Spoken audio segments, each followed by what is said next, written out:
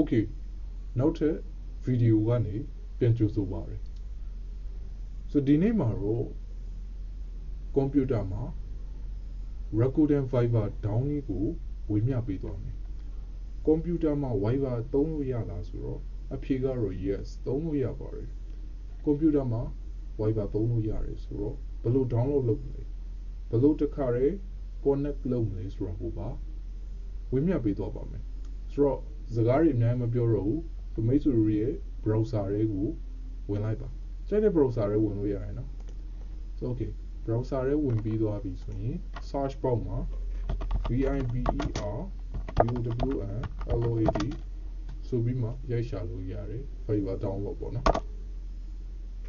so okay ဒီအဆင့်ရောက်လာလိမ့်မယ်ဒါဆိုရင်ဒီ download Viber ဆိုတာလေးကိုဝင်လိုက်ပါ okay ဒီလိုကြာလာတယ်ဒါဆိုရင်တော့ဒီမှာ download for Windows ဆိုတာရှိပါတယ်ဆိုတော့အဲ့ဒါကိုတစ်ချက်နှိပ်လိုက်အောင်ဒါဆိုရင်မိတ်ဆွေတို့ save လုပ်ချင်တဲ့နေရာမှာ save လုပ်လို့ရတယ်ကျွန်တော်တို့ download ဆိုတဲ့ file မှာပဲ save လုပ်လိုက်ပါတယ် okay ရသွားပြီ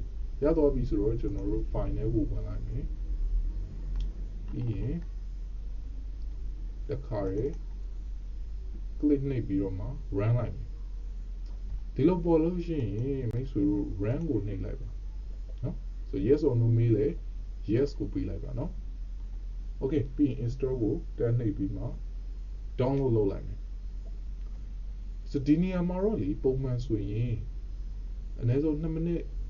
လောက်တော့ကြာနိုင်နေထင်တယ်ဆိုတော့ကျွန်တော် video ကိုနည်းနည်းလေးရပ်လိုက်ပါမယ်ခင်ဗျာ okay ဒီလိုမျိုး install finish ဖြစ်သွားပြီဆိုရင်တော့ရပါပြီထွက်လိုက်မယ် so ဒီမှာ Viber ဆိုပြီးပေါ်လာတယ်နှိပ်လိုက်မယ်ဒီလိုကြာလာတယ် accept ကိုပေးလိုက်မယ်ဒါဆိုရင်တော့ကျွန်တော်တို့ဖုန်းထဲမှာလုပ်ရမယ့်အပိုင်းတော့ဖြစ်သွားပါပြီဆိုတော့ okay ဖုန်းထဲကိုသွားကြည့်လိုက်အောင် okay so ဒီ Viber ရဲ့ရောက်ပြီဆိုရင် Viber ရဲ့ more ဆိုတဲ့နေရာကိုလာလိုက်ပါဒီလိုပေါ်လာပြီဆိုရင်ကျွန်တော်တို့အပေါ်နားလေးမှာ scan ရှိပါတယ်အဲ scan ကိုနှိပ်လိုက်မယ် okay ဒီလိုကြာလာတယ်ဒါဆိုရင်ကျွန်တော်တို့ computer မှာ scan လုပ်ပေးလိုက်မယ်ဒါဆိုရင် new login ဆိုပြီးတက်လာပါတယ်ဒီလိုပေါ်လာတယ် computer မှာလည်းအခုလိုပေါ်လာပါတယ်ဒီအချိန်မှာတော့ကျွန်တော်တို့နည်းနည်းလေးသတိထားဖို့လိုအပ်တယ်အဲ့ဒါကဘာလဲဆိုတော့ဖုန်းထဲမှာကျွန်တော်တို့ chat ထားတဲ့ဟာတွေအားလုံးကို history အားလုံးကိုဒီ computer မှာဝင်ဖို့ခွင့်ပြုမလားခွင့်မပြုဘူးလားဆိုရဲအပိုင်းဖြစ်ပါတယ်ဆိုတော့ computer မှာကိုကခွင့်ပြုမယ်ဆိုရင်တော့ scan ဆိုတာကိုလုပ်လို့ရတယ်နော် so scan ဆိုတာကိုနှိပ်လိုက်ခွင့်မပြုချင်ဘူးဆိုရင်တော့ချက်ချက်ကနှိပ်လိုက်ကျွန်တော်ကတော့ခွင့်ပြုချင်တယ်ဆိုတော့ scan လိုက်လိုက်ဖုန်းမှာလည်းအဲ့လိုတက်ပါတယ်ဒါဆိုရင် scan လုပ်ပြီးလိုက်ပြီးရင် got it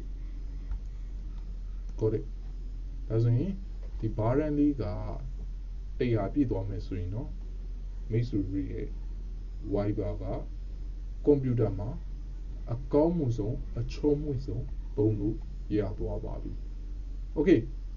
ဆိုဒီနေ့ video ကမိတ်ဆွေတို့အတွက်အကျိုးရှိစေခဲ့တယ်ဆိုရင်တော့